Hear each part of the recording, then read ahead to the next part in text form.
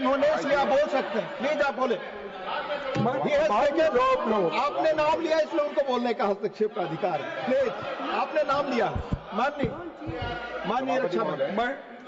सभापति महोदय, कल हमारे विदेश मंत्री ने लोकसभा में ये पूरी तरह से स्पष्ट किया। I am not yielding sir. Sir, it's not question of yielding. आपने उनका नाम लिया, उनको बोलने का अधिकार है। प्लीज, आपकी बात रिकॉर्ड पे जाएगी, आप बोले।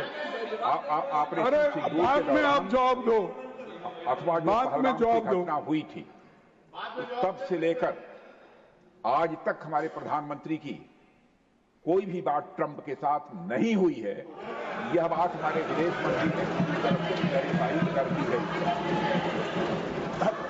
हो गया। मैं समझता हूं कि इस क्लैरिफिकेशन के बाद फिर बोलने का कोई औचित्य नहीं है सर। और मैं फिर से इस बात को दोहराना चाहता हूं सर, किसी के दबाव में यह ऑपरेशन सिंदूर स्थगित नहीं किया गया है। अध्यक्ष महोदय, ऑपरेशन सिंदूर यदि स्थगित हुआ है तो पाकिस्तान के सर, मैं यील्ड नहीं हुआ। वहां की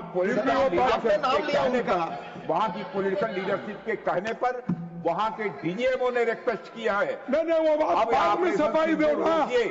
अरे समाप्त करिए साहब, तब जाकर यह समाप्त नहीं हुआ है या स्थगित हुआ है। अभी नड्डा साहब बचे हैं, होम मिनिस्टर बचे हैं, वो सब डिपेंड करते हैं। आप जरा नहीं है, खामोशी से सुनिए प्लीज, खामोशी से सुनिए। अभी नड्डा बचे हैं जवाब देने के लिए और होम मिनिस्टर भी फिर आएंगे, अपना बात कहेंगे। छोड़ो उनके लिए कुछ। हम प्राइम मिनिस्टर से भी पूछ रहे हैं, प्राइम मिनिस्टर से पूछ रहे हैं कि उन्होंने क्यों नहीं इसको कंडेम किया। ये झूठ है, मेरे पास उतनी ताकत है और हम हिम्मत से काम करते हैं। कोई थर्ड पार्टी को हम कभी एंटरटेन नहीं करते। हमारी पॉलिसी है कि थर्ड पार्टी को इसमें इन्वॉल्व नहीं करना, यह हमारी पॉलिसी। लेकिन इस पॉलिसी के खिलाफ क्यों गए आप?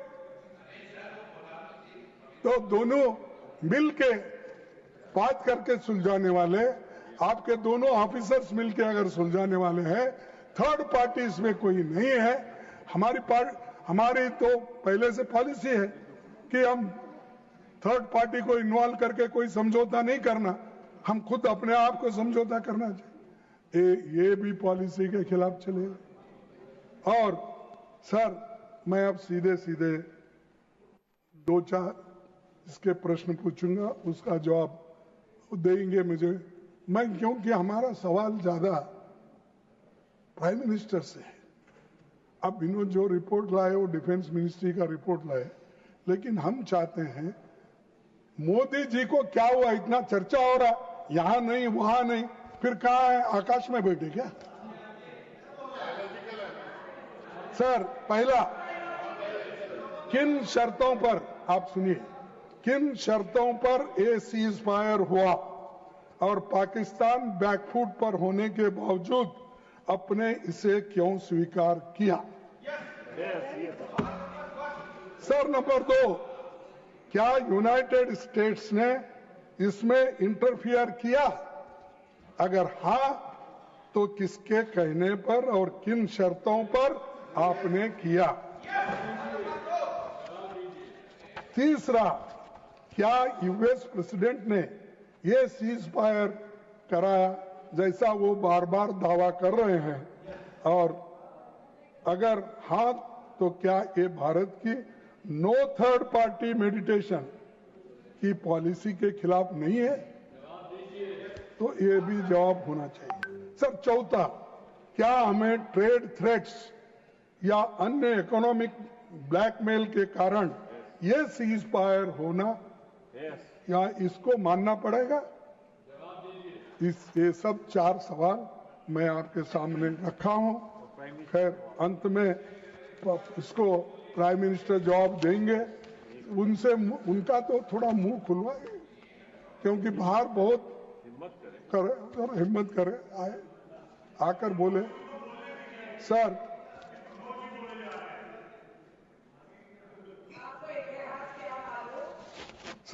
अब फॉरेन मिनिस्टर तो चले गए, लेकिन मैं डिफेंस मिनिस्टर को सुनवाना पड़ता। सर, पहलगाम के बाद जो कुछ हुआ उससे मोदी जी की 11 साल की फोटो खिंचाने, हाथ मिलाना, जबरदस्ती गले लगने वाला, यही फॉरेन पॉलिसी हो गया है। सच सामने आ गया, सिर्फ इवेंट बाजी से विदेश नीति नहीं चलती कि देश के लिए एक स्पेसिफिक विदेश नीति बनाना होगा और वो विदेश नीति के ऊपर हम सबको चलना होगा। अगर ये सब छोड़ के इसके साथ फोटो लिए, अगर वो दूर भी है तो ऊपर गिर के फोटो लेना, ये सब जरा अच्छा नहीं दिखता। और जिसको आप विश्वगुरु मानते हैं, जिसकी तारीफ इतनी हो रही, इंदिरा गांधी के साथ कभी कंपेयर करते हैं, नेहरू जी से करते हैं, और फिर कल ट्रंप और उनकी तो दोस्ती है, खैर मैं कुछ नहीं बोल सकता कि उन्होंने यहाँ तक अपनी बातें कर रहे हैं और वो भी खुश है। और जो उसी लिए तो हमारे जो चेयरमैन साहब थे चले गए बेचारे। विषय पर लौटे प्लीज। सर फॉरेन पॉलिसी सच सामने आ गई, इवेंट बाजी बंद करो और विदेश नीति पक्का करो और उसी से तहत चलने की कोशिश करो। सर हाउडी मोदी और नमस्ते ट्रंप जैसे बड़े बड़े इवेंट के बावजूद भारत के स्ट्रैटेजिक इंटरेस्ट सुरक्षित नहीं हो पाए, क्योंकि इतनी दोस्ती गहरी होने के बावजूद भी आपके साथ कोई नहीं खड़ा हुआ। एक भी देश, यहां तक कि अमेरिका ने भी पाकिस्तान की खुलकर स्पष्ट शब्दों में निंदा नहीं की।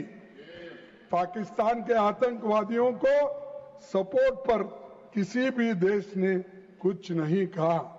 तो ये दर्शाता है कि आपके बुरे वक्त में आपके साथ कोई आने वाला नहीं है, ये इससे दर्शाता है।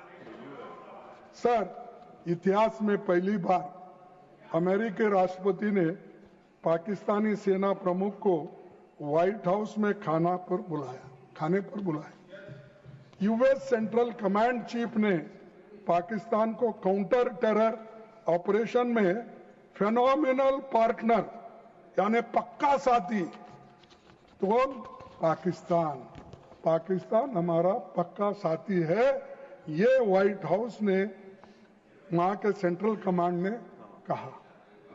तो आप ही बोलिए, एक तरफ वो लोग कंडेम भी कर रहे हैं और कोई आपका दोस्त बनने को तैयार नहीं है, तो दूसरे तरफ आप हर एक गले मिल रहे हैं, फोटो खिंचवा ले रहे हैं, कोई पीछे ठहर रहा है तो आगे ले रहे हैं।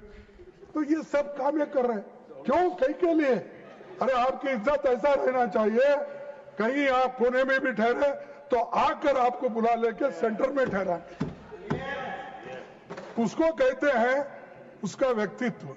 लेकिन उनको क्या मालूम है, मुझे तो समझ में नहीं आता। तो ये, और दूसरी बात साहब, सीज फायर के बाद आईएमएफ और वर्ल्ड बैंक ने पाकिस्तान के लिए बड़े आर्थिक सहायता का पैकेज घोषणा की। मैं जानना चाहता हूं कि इन दोनों संस्थाओं के बोर्ड में भारत ने एक पैकेज का विरोध क्यों नहीं किया?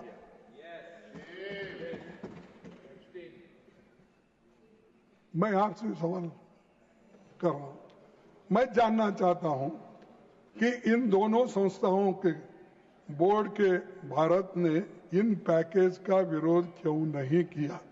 ये जो आईएमएफ, वर्ल्ड बैंक, ये पाकिस्तान को आर्थिक मदद दिलाने में, वो लेने में सक्षम हो गए। वही पैसा टेररिस्ट को जाता, आपने कहा। सभापति महोदय, मैंने पहले भी किया है और बाद में भी सर, और इसीलिए लोकसभा में बोलते मैंने किया है सर, और राज्यसभा मैं में आपको और भी मैं आपको और भी बताना चाहता हूं कि डिप्टी चेयरमैन साहब, प्रधानमंत्री चुप क्यों है और क्यों इसका विरोध नहीं करे?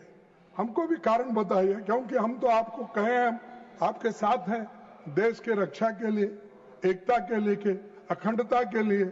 हम तो सभी साथ खड़े हुए हैं, सारे अपोजिशन के पार्टी के लोग और रूलिंग के लोग भी, सब चंद लोग सभी साथ में हैं। तो मेरा एक जो कहना है, ये कहना है कि इतने लोग तुमको दोस्ती तुमने बनाई, लेकिन एक दोस्त भी तुम्हारा साथ नहीं दिया और उल्टा तुम्हारे विरोध में रहने वाले लोगों को उन्होंने पैसे से मदद करवाया और सारी चीजों की मदद उन्होंने की। जिन्होंने अवार्ड भी दिया वो भी नहीं खड़े। सर, डिप्टी चेयरमैन जी, जब प्रधानमंत्री मोदी चुप रहे तब 3 शीर्ष डिफेंस ऑफिशियल्स ने महत्वपूर्ण खुलासे किए। कौन से खुलासे? पहला खुलासा है 30 मई 2025 को CDS general Anil Chauhan Singapore में बोले कि ऑपरेशन के पहले 2 दिनों में टैक्टिकल मिस्टेक्स हुई।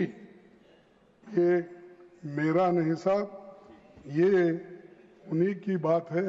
उन्होंने ये कहा, chief of defence staff admits to losing aircraft, rectifying plan to hit part D, और उन्होंने खुद इसको माना है। और मैं ये उनसे पूछना चाहता हूं कि जब आपके लोग बाहर बोलते हैं तो हमसे चीफ ऑफ डिफेंस स्टाफ भाई CDS admits to losing aircraft, इसको तो बोलते हैं उन्होंने, लेकिन आप नहीं बोलते। ठीक है, ये आप ही का आदमी है, आपका ऑफिसर है, तो मैं ये पूछना चाहता हूं इसके बारे में आपकी क्या राय? सर, 30 मई 2000 को CDS general Anil Chauhan Singapore में बोले कि ऑपरेशन के पहले 2 दिनों में टैक्टिकल मिस्टेक्स हुई। और दूसरा, 30 जून 2025 को इंडोनेशिया में डिफेंस अटैची ने कहा कि पॉलिटिकल कंस्ट्रेंट्स ने मिलिट्री डिसीजन मेकिंग को हैम्पर किया। तो उन्होंने कहा कि गवर्नमेंट जल्दी डिसीजन नहीं ले रही है, इसके लिए हमारे को ये दिक्कतें आई है, उन्होंने कहा। यानी ये सरकार की गलती है, सरकार समय पर उनको मदद नहीं की, उनकी बात नहीं सुनी, इसीलिए ये हुआ। ये कौन कहते हैं? Lost jets as orders were to not strike Pak forces. For more such videos, subscribe to the NewsX YouTube channel, hit the bell icon.